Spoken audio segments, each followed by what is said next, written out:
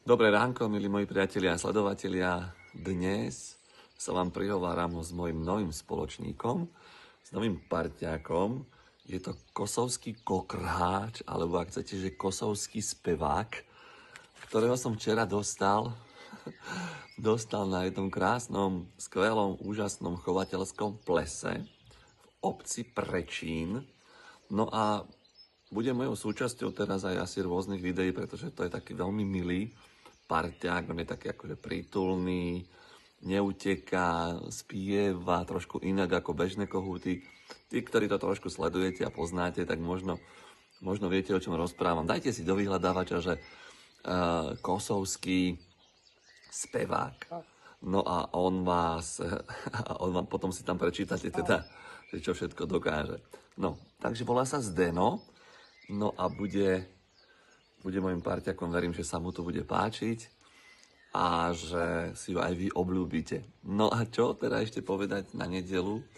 Milí priatelia, keďže nedeľa, sviatočný deň, ktorý by mal byť hlavne o oddychu a o pokoji, tak vám chcem popriať, aby ste ho prežili naozaj pokojne, príjemne, aby ste načerpali síl do ďalších dní, ktoré sú pred nami a hlavne, aby to, čo nám bolo prezentované v súvislosti s upokojením situácie v našej krajine, že tým začnú práve tí, ktorí ten nepokoj do našej spoločnosti permanentne vnášajú, pretože ono je najlepšie vtedy riadiť a manipulovať ľudí, keď sú v strachu, v obave a v neistote.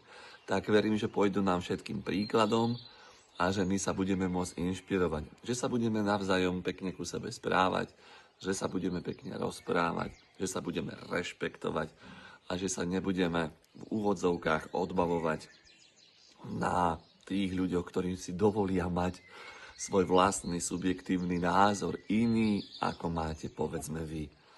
Je to o tej tolerancii a o tom rešpektovaní sa navzájom.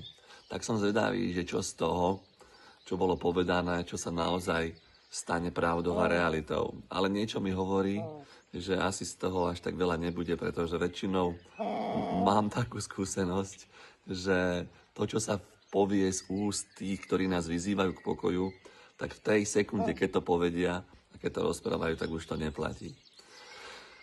Tak, napršalo nám, príroda ožila, je tu naozaj veľmi príjemné počasie, takže všetko začne rásť, púčať, snáď to začne byť trošku také v rovnováhe, také ako si to zaslúži aj príroda. A samozrejme tešia sa z toho aj pestovatelia, chovatelia, všetci tí, ktorých tak trošku živí naša zem.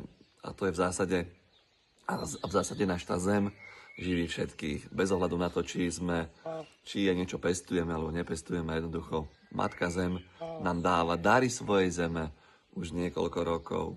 Tak, Zdeno, rozluď sa.